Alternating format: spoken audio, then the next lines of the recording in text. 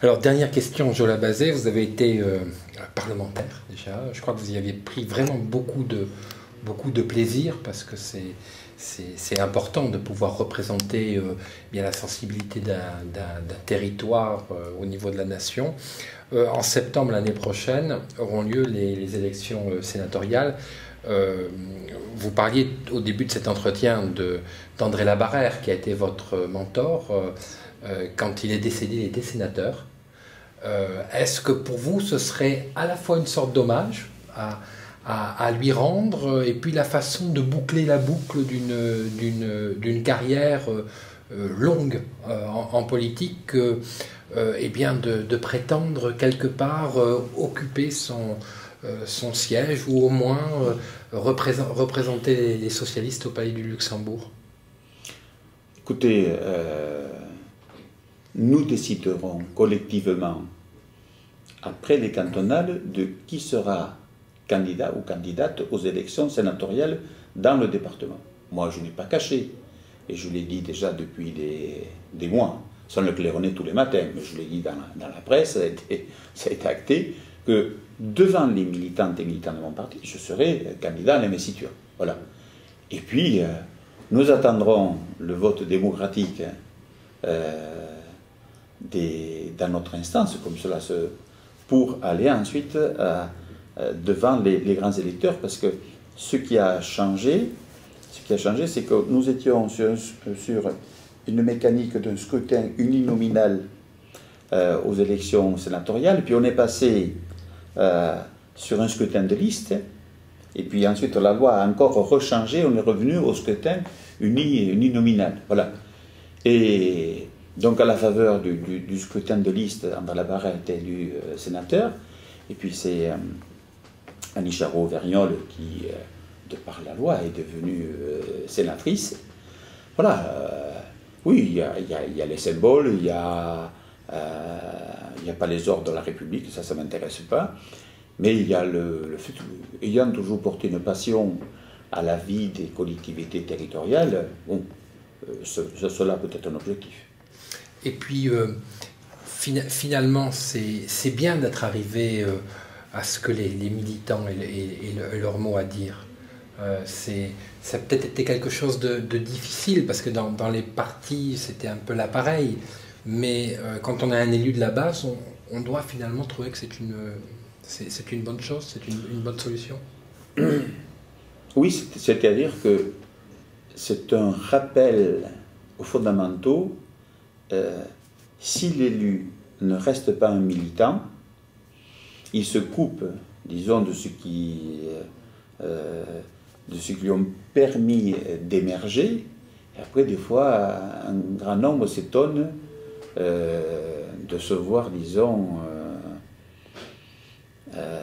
comment je veux dire, hein, oui, rejeté. Oui, de se voir rejeté, ou en tout cas de ne plus, disons, participer à cette grande vie, à cette grande démarche collective. Voilà. Donc, si l'élu reste un militant, il n'y a pas de difficulté, hein, à être, disons, désigné par eux. Bon, c'est un choix que nous avons fait historiquement, et on continuera, je pense, à le faire. Alors, on n'a pas de voyante à la semaine du Pays Basque, mais si on en avait une, peut-être qu'elle vous dirait que 2011 sera une grande année pour vous. Il y a en tout cas 2 rendez-vous où vous comptez bien être très actif. Ben, c'est l'histoire qu'il a écrit comme cela. Ouais. Le calendrier électoral fait qu'il y aura des élections cantonales. Ce sera un peu compliqué parce que d'habitude elles étaient toujours adossées à une autre élection, soit municipale, soit, disons, régionale. Là, elles vont être seules. Elles ne vont concerner que la moitié de l'électorat. Il faudra donc être suffisamment solide et costaud pour mobiliser l'opinion publique sur ces élections. Hein, voilà. Et puis ensuite, bon, le tirage au sort, c'est comme ça que ça s'est passé du calendrier sénatorial, fait que les pays atlantiques sont renouvelables en 2011. Alors oui, il y a concomitance dans les 2 élections. Et puis écoutez, nous allons essayer de faire du mieux possible. Alors, juste dernière question, c'est un peu de la curiosité. Il y a des locaux importants du Conseil général à Bayonne. Les deux derniers présidents étaient... enfin, le dernier est basque, l'autre est un peu entre les deux, mais Jean-Jacques Lasserre est considéré basque par les Basques, peut-être un peu béarnais par les Béarnais. Ou gascon, dans ses propos. Voilà, c'est vous qui le dites. Est-ce que, si vous êtes élu au mois de mars prochain président du Conseil général, vous utiliserez votre bureau de président à Bayonne, bien que vous soyez béarnais? Mais je suis d'abord un élu du département. Voilà, comme ça on évite cette césure. Parce que le fait de dire « Ah, on veut conserver un président de droite parce qu'on veut conserver un basque », alors c'est vrai qu'il y a une propension à être plus à gauche en Béarn et moins à gauche au Pays basque, encore que les choses changent. Donc, il faut le regarder. Le problème de fait, moi qui suis pour la mise en œuvre d'un véritable service public départemental, je le répète, un véritable service public départemental qui ancre, disons, l'entité avec le territoire. Donc je ne suis pas du tout, disons, opposé, au contraire, ça ne peut que renforcer, et puis même il faut peut-être aller encore plus loin au niveau des territoires.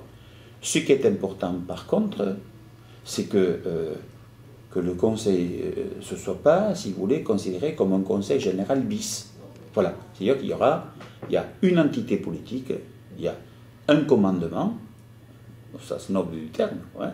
Voilà, il y a ensuite des équipes qui travaillent, et donc il y a une responsabilité majeure à avoir une seule direction à la tête du département. Après, la mise en œuvre d'un service public au travers de tous les territoires me semble une très bonne chose. Jola Bazet, merci de nous avoir accordé de votre temps. Et puis, alors maintenant, on va bien voir ce que ces semaines et ces mois vont nous réserver. Merci. Voilà, merci à vous.